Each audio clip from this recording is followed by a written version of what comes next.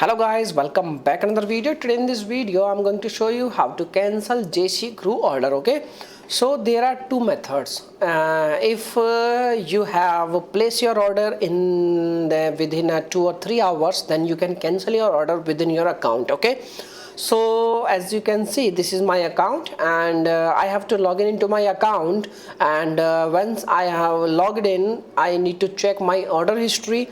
And if I will see my order history, my order details, and if I will see my order account, order details, and option of cancellation, then you can cancel your order in the order section. And if you don't see any kind of order history, that means you are late and you cannot cancel your order at your own. Okay, so in that case you need to contact with their customer support team.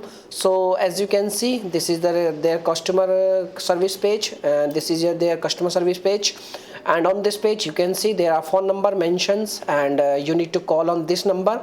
As you can see, there are lots of phone number, and this number international orders, and this number is for your, you can say, United States.